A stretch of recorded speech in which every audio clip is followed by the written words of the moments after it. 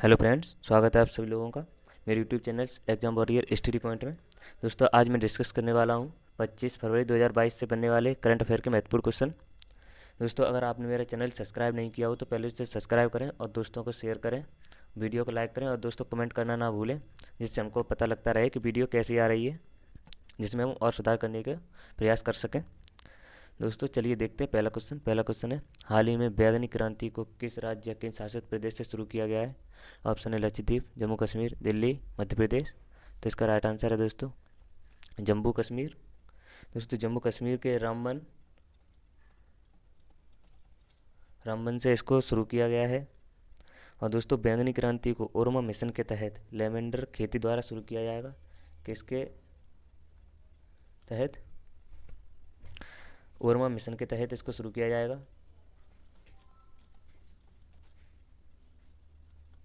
ओरमा mission के तहत lavender खेती द्वारा इसको शुरू किया जाएगा। किसके द्वारा? लेवेंडर खेती द्वारा। दोस्तों, अगर आप पूछेंगे लेवेंडर खेती क्या होती है, तो दोस्तों ये एक यूरोपियन क्रॉप है जो लेवेंडर खेती को एक बार लगाने के बाद ये 10 से 12 साल तक उगती रहती है। 10 से 12 साल तक ये ऐसे ही उगती रहती है। और अगर इसके बारे में बात करें तो ये बंजर भूमि पर भी इसको उगाया जा सकता है। इसको दोस्तों बंजर भूमि पर भी इसे उगा सकते हैं। देखिए दोस्तों, ये है बैंगनी क्रांति जो जम्मू कश्मीर में शुरू की गई है लेवेंडर खेती द्वारा। और अगर इसके मिशन की बात करें तो ये ओरमा मिशन के तहत इसको बनाया जा रहा है। दोस्तों, अब अन्य ऑप्शन के बारे में बात करते हैं तो दोस्तों ये लक्षद्वीप है। यहाँ पे 15 से 18 वर्ष के बच्चों को कोविड टीकाकरण लगाने वाला ये पहला केंद्र शासित प्रदेश बन गया है।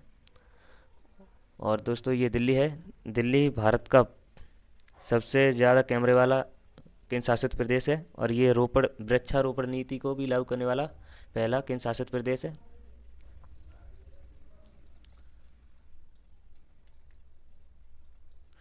रोपण नीति वाला पहला केंद्र शासित प्रदेश।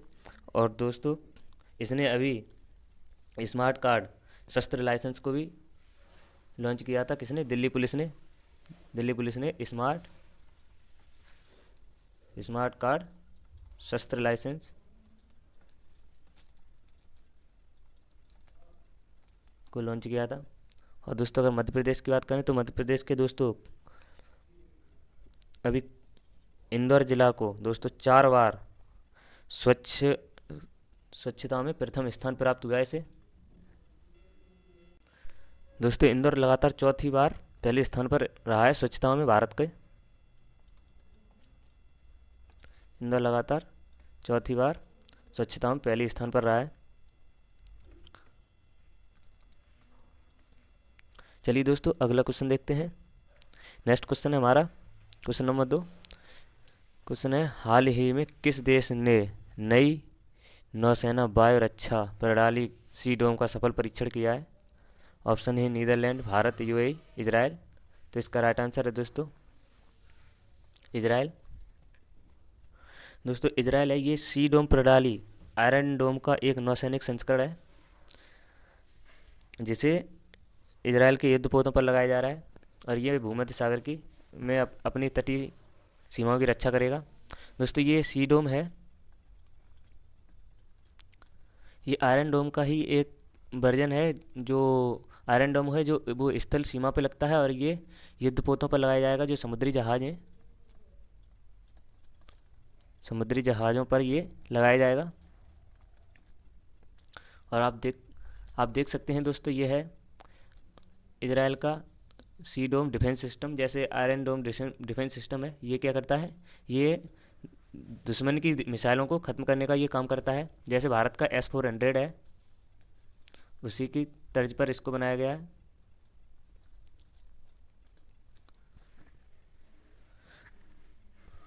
और दोस्तों, अगर हम अब इजराइल के बारे में आए हैं तो इजराइल के बारे में बात करते हैं। तो दोस्तों, इजराइल की राजधानी है वो है जेरूसलम। इसकी राजधानी जेरूसलम है। और अगर इसकी मुद्रा की बात करें तो इसकी मुद्रा है इजरायली शकेल।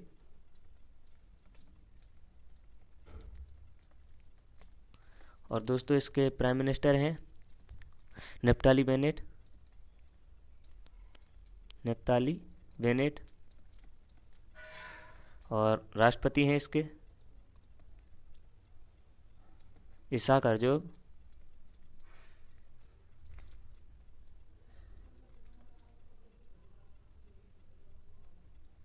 ये इसके राष्ट्रपति हैं। दोस्तों अगर इसकी संसद का नाम पूछे तो इसका संसद है नेसेट।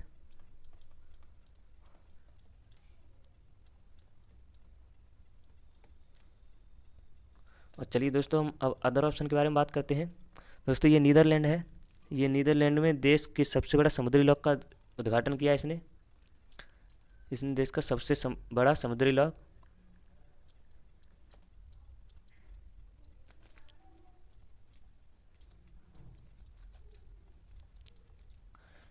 का इसने उद्घाटन किया था। और दोस्तों भारत ने भी भारत का पहला मिसाइल ट्रैकिंग जहाज बनाया था। उसका नाम क्या था? INS ध्रुव। इसने भारत का पहला मिसाइल ट्रैकिंग जहाज बनाया था। मिसाइल ट्रैकिंग जहाज बनाया था इसने, जिसका नाम था INS ध्रुव। और दोस्तों ये UAE है। इसने क्या किया था? अभी विश्व की पहली हाइड्रोजन संचालित फ्लाइंग बोट बनाई थी। किससे? हाइड्रोजन संचालित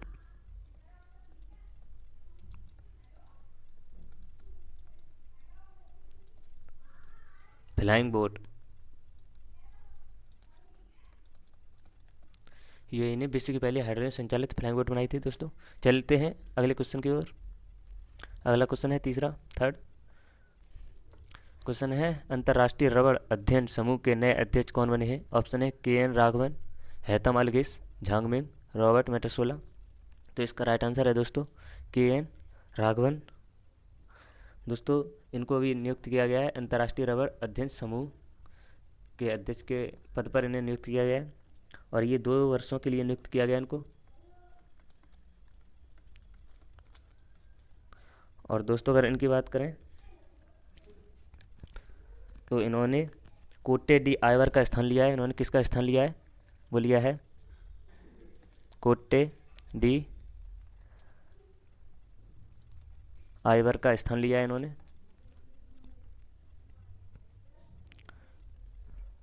और दोस्तों अगर इसके बारे में अब बात करते हैं अंतर्राष्ट्रीय रबड़ अध्ययन समूह की, तो इसकी स्थापना कब हुई थी? इसकी स्थापना हुई थी दोस्तों 1944 में। और हेडक्वार्टर है इसका सिंगापुर में। इसका मुख्यालय कहाँ है? सिंगापुर में। और इसके महासचिव हैं सल्वाडोर पिनजीतो। ये इसके अध्यक्ष हैं। और चलिए दोस्तों हम अब अदर ऑप्शन के बारे में बात करते हैं। हैतम अलगिस ये कौन है दोस्तों? ये ओपेक के महासचिव नियुक्त किया गया है इनको। अगर ओपेक की फुल फॉर्म की बात करें तो वो उसे क्या बोलते हैं? उसे बोलते हैं पेट्रोलियम निर्यातक देशों का संगठन।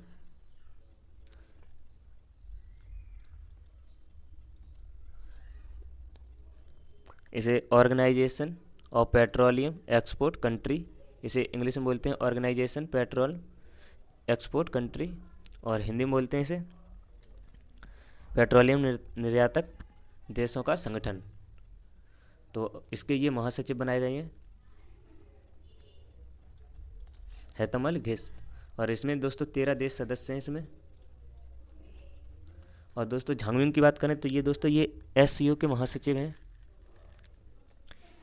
संघाई सहयोग संगठन। ये इसके महासचिव हैं किसके? SCO के। और दोस्तों रॉबर्टा मेटासोला ये यूरोपियन यूनियन संसद के अध्यक्ष नियुक्त की गई हैं। ये यूरोपियन यूनियन की अध्यक्ष संसद के अध्यक्ष, ये यूरोपियन यूनियन संसद की अध्यक्ष नियुक्त की गई हैं।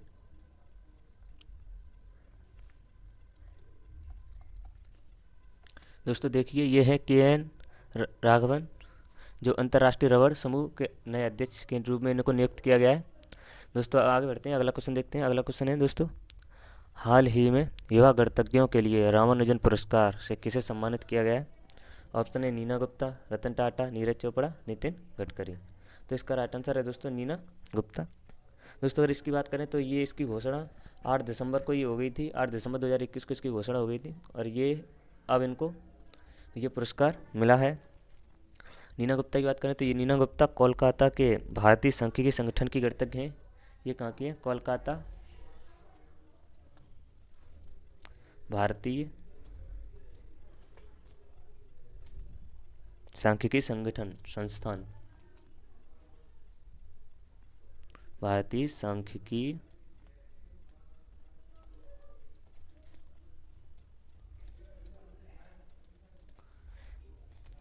भारतीय सांख्यिकी संस्थान के गणतज्ञ हैं।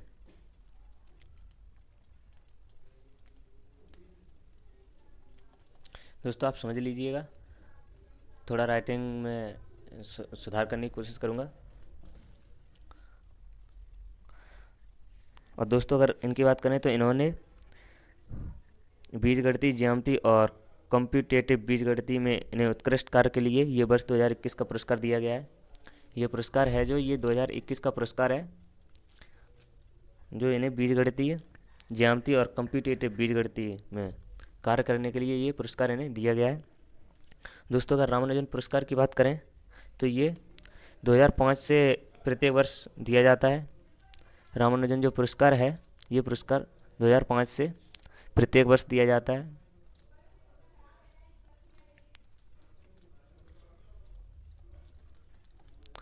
और यह पुरस्कार 45 वर्ष से कम आयु लोगों को दिया जाता है। जिसकी उम्र 45 वर्ष से कम है उन लोगों को ये पुरस्कार दिया जाता है। दोस्तों चलिए दोस्तों, हम ये है नीना गुप्ता। अब हम अन्य ऑप्शन के बारे में बात करते हैं। दोस्तों जो रतन टाटा हैं, तो इन्हें असम सरकार द्वारा असम वैभव पुरस्कार मिला था। कौन सा? असम वैभव पुरस्कार मिला था असम सरकार द्वारा। और नीरज चोपड़ा को दोस्तों ये ब्रेक थ्रू पुरस्कार दिया गया था, ब्रेक थ्रू पुरस्कार। और दोस्तों नितिन गडकरी को 18वें स्वर्गीय माधवराव लिम्बे पुरस्कार दिया गया था। कौन सा पुरस्कार? 18वें स्वर्गीय माधवराव।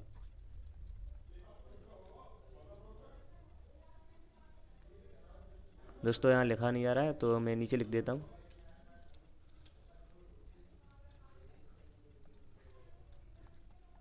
स्वर्गीय माधवराव लिम्बे पुरस्कार।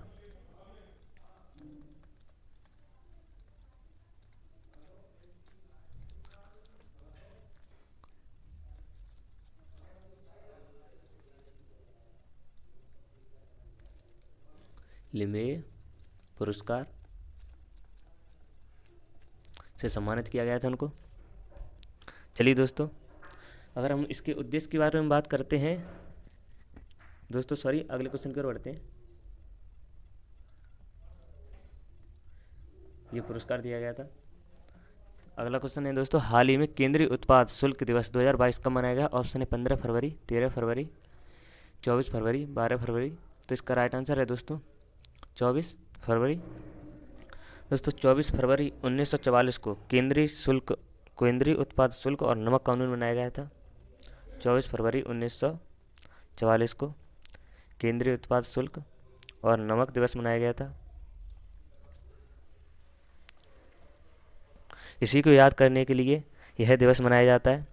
अगर हम केंद्रीय उत्पाद शुल्क दिवस की स्थापना की बात करें दोस्तों, तो इसकी स्थापना हुई थी 1 जनवरी 1964 को।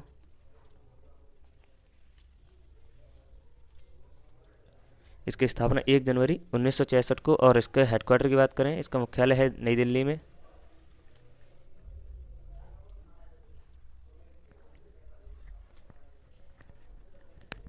और इसके अध्यक्ष हैं विवेक जौहरी।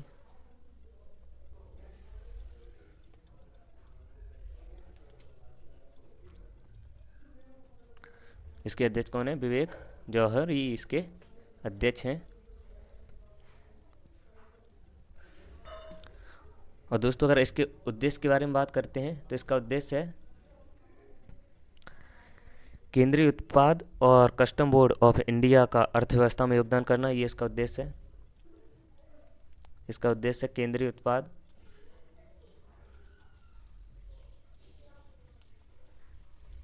और कस्टम बोर्ड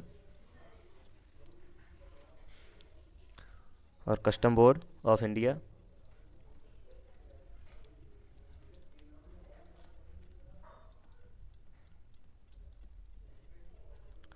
का अर्थव्यवस्था में योगदान करना,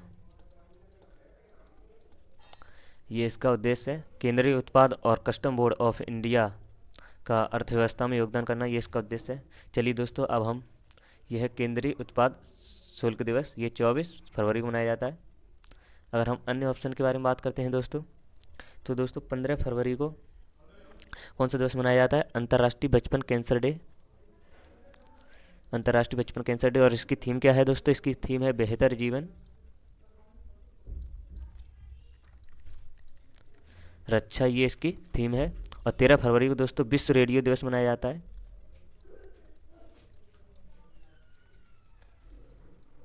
और अगर इसकी थीम के बारे में बात करते हैं तो इसकी थीम है रेडियो एंड ट्रस्ट, लिख देता हूँ REDIO, radio and trust,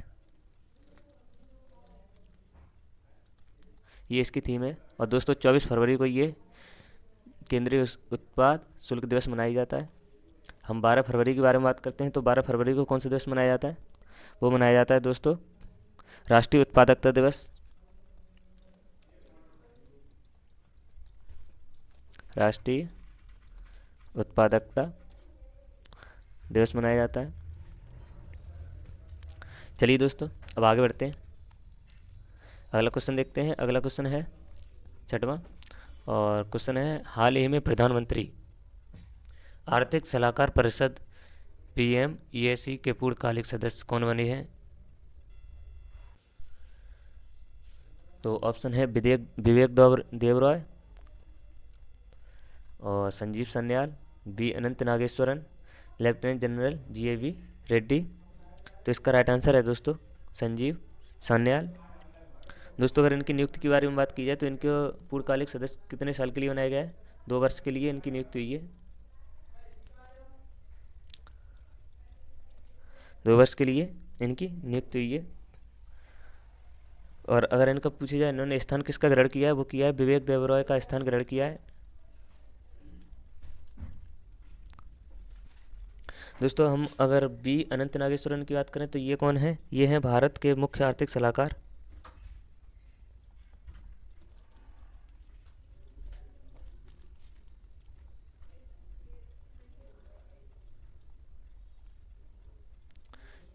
Bharat के मुख्य आर्थिक सलाहकार B अनंत नागेश्वरन है। और दोस्तों लेफ्टिनेंट जनरल GAV रेड्डी, ये हैं भारत के खुफिया एजेंसी के नए अध्यक्ष, भारत के खुफिया एजेंसी के नए अध्यक्ष हैं।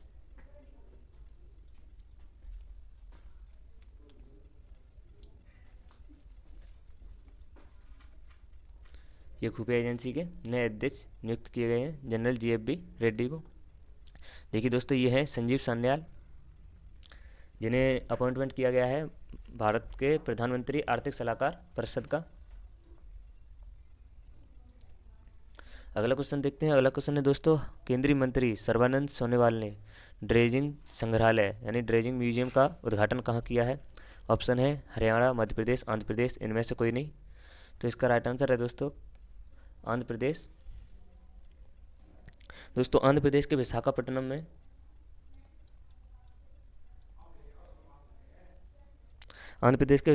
के ट्रेजिंग कॉरपोरेशन ऑफ इंडिया परिसर में इसका उद्घाटन किया है। किसने? सर्बानंद सोनोवाल ने। कहाँ पे? ड्रेजिंग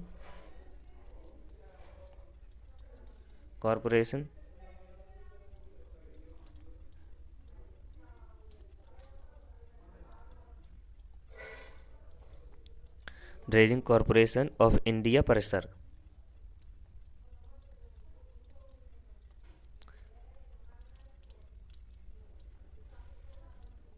इंडिया परिसर में इसका उद्घाटन किया है।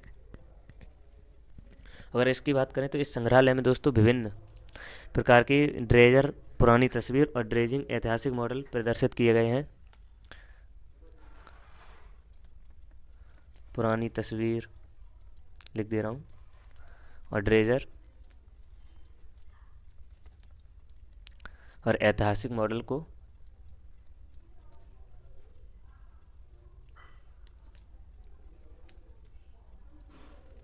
प्रदर्शित किया गया है इस संग्रहालय में। दोस्तों अगर हम सर्बानंद सोनोवाल के बारे में बात करते हैं तो ये भारत के कौन हैं? ये हैं जहाजरानी मंत्रालय के मंत्री हैं। दोस्तों चलिए अब हम अन्य ऑप्शन के बारे में बात करते हैं। तो दोस्तों हरियाणा के गुरुग्राम में भारत का सबसे बड़ा इलेक्ट्रिक व्हीकल चार्जिंग स्टेशन बना है। कहाँ पे? गुरुग्राम में।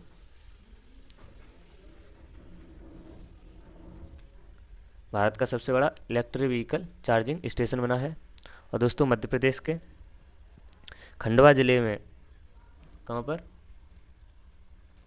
खंडवा ज़िले में भारत का पहला बायोमास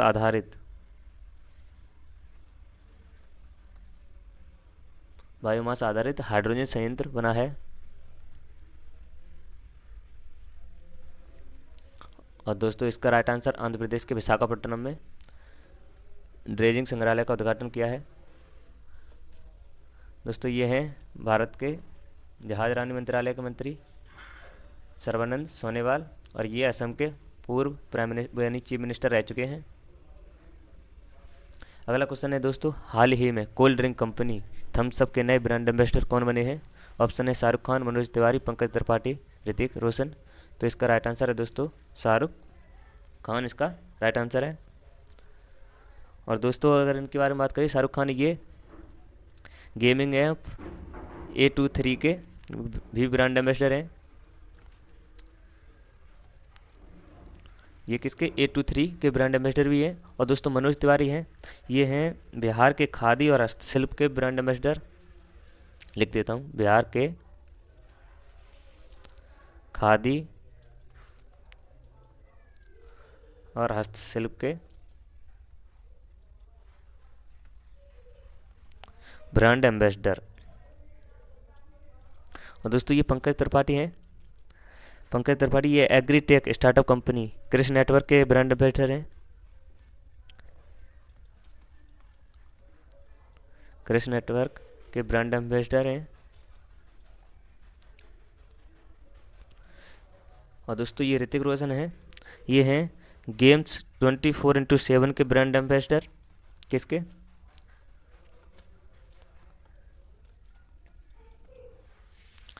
गेम्स 24x7 के ब्रांड एम्बेसडर। ये हैं दोस्तों शाहरुख खान। पहले इसके ऐड कौन करता था? वो करते थे सलमान खान। अब शाहरुख खान को इनका ब्रांड एम्बेसडर बना दिया गया है थम्स अप कंपनी का। चलिए अगला क्वेश्चन है, हाल ही में शतरंज टूर्नामेंट के विश्व के नंबर 1 खिलाड़ी मैग्नस कार्लसन को हराने वाले भारत के सबसे युवा खिलाड़ी कौन बने हैं? ऑप्शन है भरत सुब्रमण्यम, रमेश बाबू प्रज्ञानंद, संकल्प गुप्ता, राजा ऋत्विक। तो इसका राइट आंसर है दोस्तों रमेश बाबू प्रज्ञानंद। ये दोस्तों 16 वर्षीय हैं। इन्होंने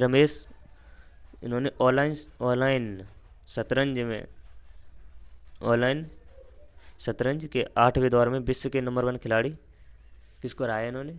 मैग्नस कार्लसन को। ये कितने? 16 वर्षीय हैं और 8वें दौर में इन्हें हराया गया है। और ये ऐसा करने वाले भारत के सबसे युवा खिलाड़ी बन गए हैं। किसके? भारत के सबसे युवा खिलाड़ी, भारत के सबसे युवा खिलाड़ी बन गए हैं। इनको हराने वाले मैग्नस कार्लसन को। और दोस्तों अगर इससे पहले इनको और किसने हराया था मैग्नस कार्लसन को? वो हराया था विश्वनाथ आनंद ने, जो हमारे भारत के पहले ग्रैंड मास्टर भी रह चुके हैं। और दोस्तों ये कहाँ के रहने वाले हैं मैग्नस कार्लसन? ये हैं नॉर्वे के रहने वाले।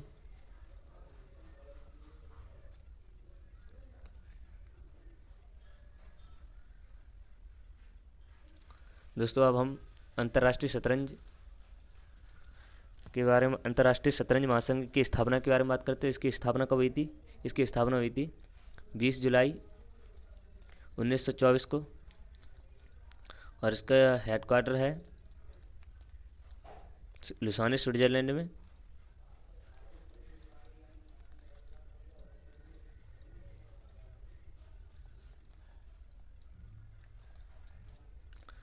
और इसके अध्यक्ष हैं आरकड़ी।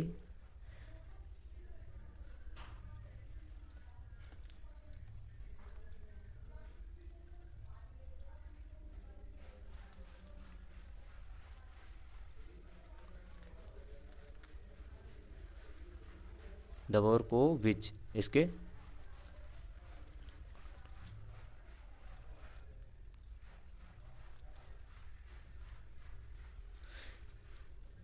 अध्यक्ष हैं। आरकड़ी डबोरकोविच इसके अध्यक्ष हैं।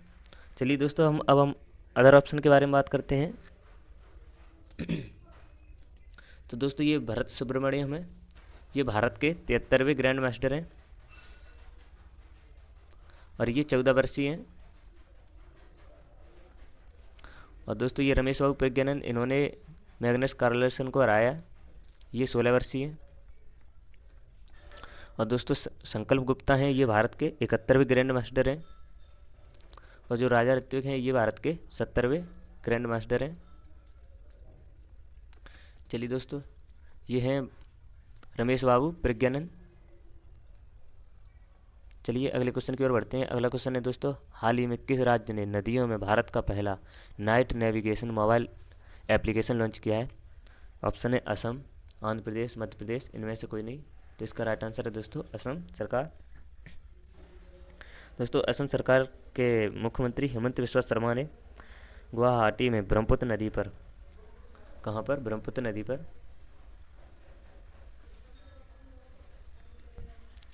नाइट नेविगेशन मोबाइल एप्लीकेशन को लॉन्च किया है। ये जो नदी में जो नाव चलती हैं, नौका के लिए नाइट नेविगेशन का उद्घाटन किया है, जिससे जो नाव चलाने वालों को कोई परेशानी ना हो। ये दोस्तों नाइट नेविगेशन का क्या होता है? ये होता है जैसे जो अपन लोग जीपीएस चलाते हैं, जो अपन लोग जीपीएस चलाते हैं, उसी तरीका का एक नाइट नेविगेशन बनाया है, जिसमें नदियों का चित्रण रहेगा। और दोस्तों अगर इसके बारे में बात करें तो इसे राज्य परिवहन विभाग और आईआईटी मद्रास के वैज्ञानिकों के सहयोग से इसे विकसित किया गया है। किसके द्वारा? राज्य परिवहन विभाग और आईआईटी मद्रास द्वारा इसे विकसित किया गया है।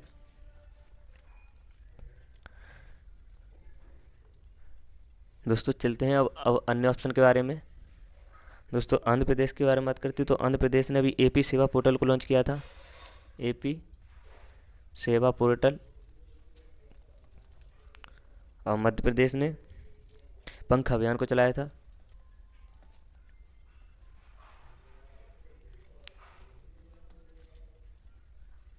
और दोस्तों अब हम कुछ अदर फैक्ट के बारे में बात करते हैं। तो दोस्तों अभी मैंने पढ़ाया था तम्बाकू छोड़ो ऐप, वो किसने लॉन्च किया था? तंबाकू छोड़ो ऐप वो किसने लॉन्च किया था? वो किया था WHO ने। और दोस्तों नमस्ते योग एप्लीकेशन किसने बनाया था?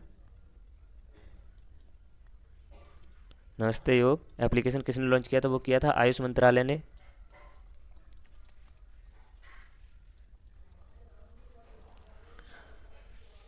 और मिशन अमानत,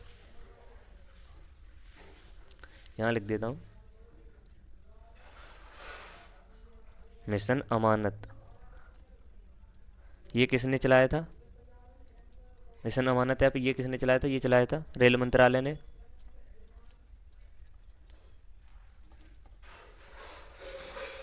और दोस्तों ये हैं असम सरकार के, यानी असम राज्य के चीफ मिनिस्टर हेमंत बिस्वा शर्मा। इन्होंने नाइट नेविगेशन एप्लीकेशन लॉन्च किया है ब्रह्मपुत्र नदी पर।